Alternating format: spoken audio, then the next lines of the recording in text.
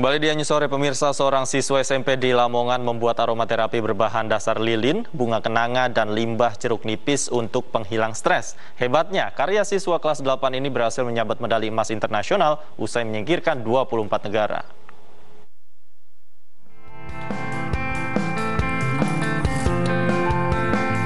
Inilah Muhammad Haryo Wibowo Mukti, siswa SMP Negeri 2 Lamongan, Jawa Timur, penemu aromaterapi berbahan dasar lilin, bunga kenanga, dan limbah jeruk nipis. Aromaterapi ini awalnya terinspirasi dari banyaknya limbah jeruk nipis dari penjual soto Lamongan yang dibuang ke tempat sampah. Haryo kemudian bereksperimen membuat aromaterapi. Aromaterapi ini bisa menghilangkan stres akibat wabah pandemi COVID-19. Hebatnya, Haryo berhasil menyabet medali emas internasional yang diadakan secara online di Nigeria, April 2021. Dirinya tak menyangka bisa menyingkirkan 24 negara seperti Nigeria, Korea, dan juga Malaysia. Sementara pihak sekolah sangat bangga atas keberhasilan Haryo merebut medali emas internasional. Alhamdulillah, ini sebuah momen yang sangat membanggakan bagi sekolah karena prestasi ini jarang sekali didapatkan oleh anak-anak di Lamongan, dan kita satu-satunya dari Indonesia adalah siswa kami yang mengikuti kegiatan tersebut. Pihak sekolah berharap keberhasilan siswanya mengharumkan Indonesia mendapat perhatian dari pemerintah setempat, terutama untuk mengembangkan karya ilmiah yang bisa meningkatkan perekonomian. Dari Lamongan, Jawa Timur, Abdul Wahid, iNews melaporkan.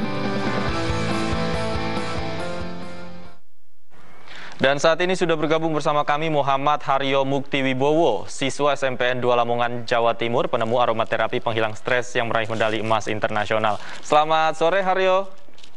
Selamat sore. Haryo, boleh diceritakan nih awalnya kamu mendapatkan ide seperti ini, kemudian membuat lilin aromaterapi ini dari mana sih? Ya, awalnya itu kan di Lamongan itu banyak penjual. Pakai jeruk nipis. Ya, limbah jeruk nipis itu banyak yang tidak bisa dimanfaatkan. Jadi saya mengakalnya dengan dicampur dengan kenanga dan serai. Oke, Haryo, kemudian ide untuk mencampurkan bahan-bahan tadi seperti jeruk nipis, kemudian bahan-bahan yang lain itu kamu dapatkan dari mana? dari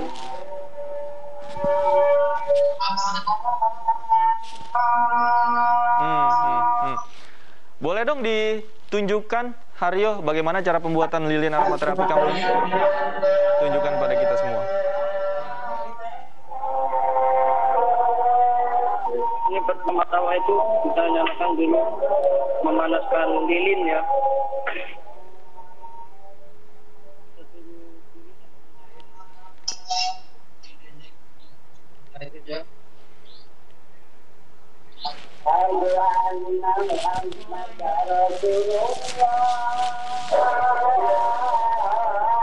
Oke, ini proses pemanasan lilinnya ya, Haryo ya.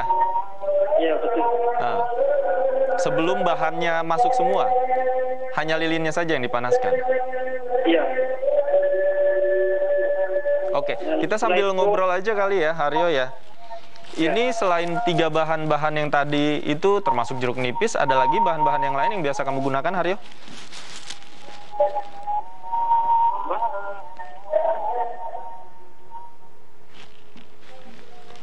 Ya, ini dimasukkan kenangannya ya.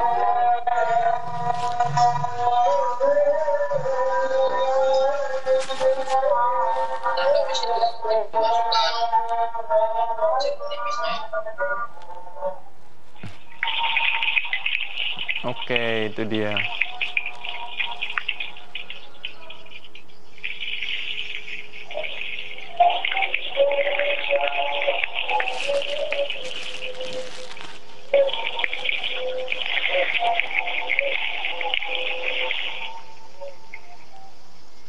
Berapa lama proses memasaknya, Haryo?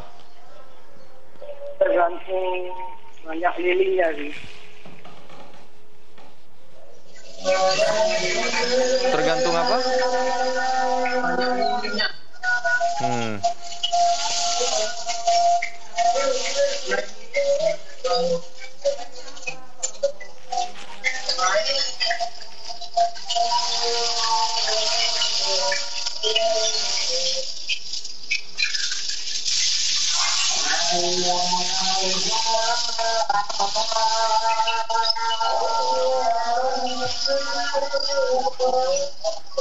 Kemudian prosesnya setelah dimasak,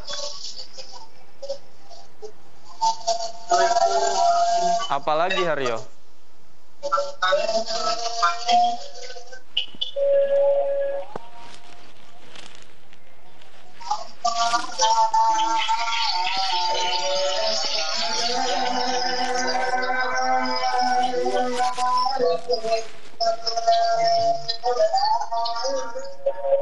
Oke, ini dia sudah mateng ya bunga kenanga, kemudian ada juga jeruk nipis yang dimasak menggunakan minyak ya Haryo ya.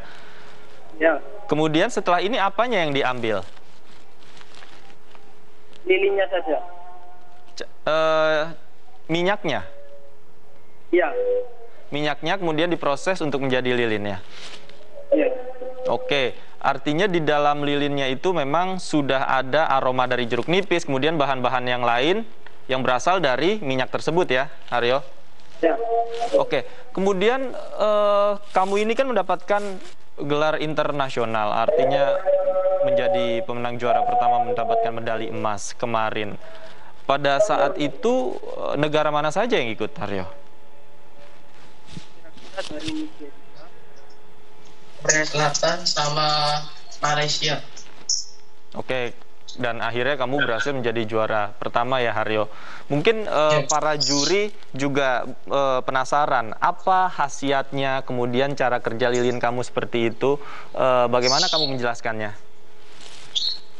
Ya, ini dari lemonnya itu jika dicampur dengan serai bisa mengurangi tingkat stres kontrol. Bisa mengurangi tingkat stres ya. Dengan cara hanya tinggal dibakar saja, Haryo? Dicampur gitu. Dicampur ya? Dicampur dengan lilin itu. Oke. Kemudian setelah ini mungkin ada rencana-rencana lagi yang akan Haryo lakukan? Eksperimen? Masih belum tahu.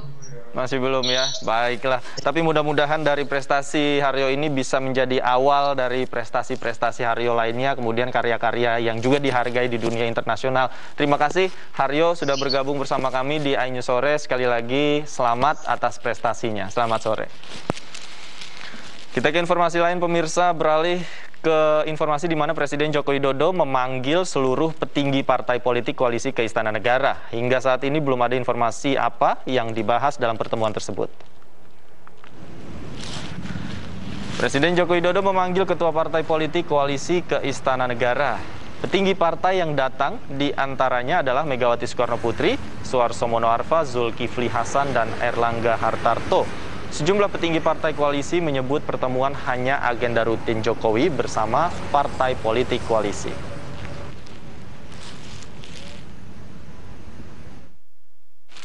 Sebelumnya, Menteri Pertahanan Prabowo Subianto mendampingi Presiden Joko Widodo dalam kunjungan kerjanya ke Kalimantan Timur Selasa lalu. Di hari yang sama, Sekjen PDI Perjuangan dan Gerindra menggelar pertemuan tertutup di Jakarta.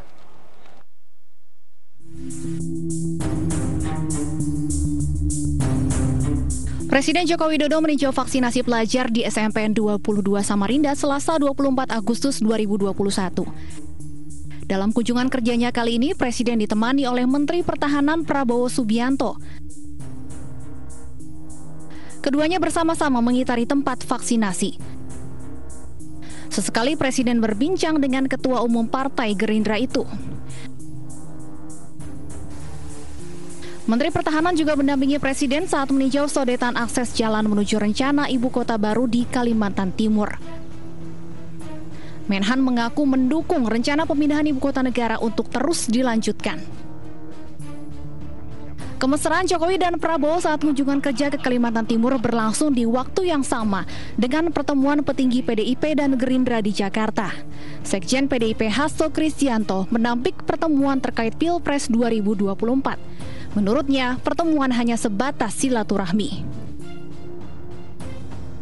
Sebelumnya, nama Prabowo Puan sempat disandingkan akan berpasangan pada pemilihan calon presiden 2024. Di sisi lain, ini bukanlah pertama kalinya PDIP berkoalisi dengan Gerindra. Di tahun 2009, kedua partai kompak mengusung duet Megawati Soekarno Putri Prabowo Subianto. Tim Liputan iNews melaporkan. Pemirsa, Partai Perindo bekerja sama dengan Sekolah Staf dan Komando Angkatan Laut Seskual memberikan kuliah umum kepada siswa untuk memperdalam pemanfaatan media sosial. Kegiatan ini dilaksanakan dengan menerapkan protokol kesehatan secara ketat.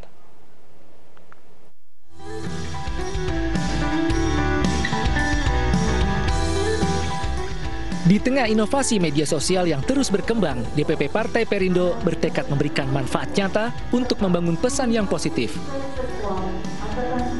Salah satunya memberikan kuliah umum untuk perwira siswa Sekolah Staf dan Komando Angkatan Laut atau Seskoal. Kuliah umum tentang pemanfaatan media sosial diberikan oleh Ketua DPP Partai Perindo Bidang Hankam dan Cyber Security Susaning Tias NH Kertopati. Dalam paparannya, pengamat Hankam dan intelijen ini memaparkan materi bertajuk pengaruh teknologi informasi dan media sosial terhadap kinerja organisasi serta mental ideologi TNI Angkatan Laut. Dalam kegiatan ini diharapkan institusi militer dan prajurit dapat memanfaatkan media sosial untuk membangun personal branding. Tentunya dengan memperhatikan strategi komunikasi yang terkonsep, terstruktur, dan terintegrasi.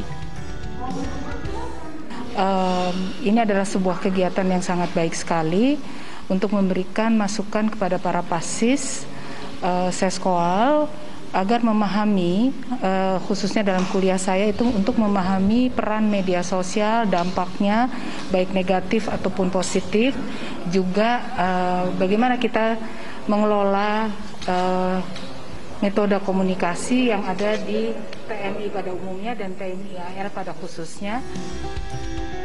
Karena berlangsung di tengah pandemi COVID-19, kegiatan ini tidak lupa menerapkan protokol kesehatan secara ketat. Dari Jakarta, Daneswara Ilham Zarkasi, iNews melaporkan. Ribuan warga mengantri untuk mendapatkan dosis pertama vaksinasi COVID-19 berjenis Pfizer. Kami segera kembali, tetaplah di iNews Sore.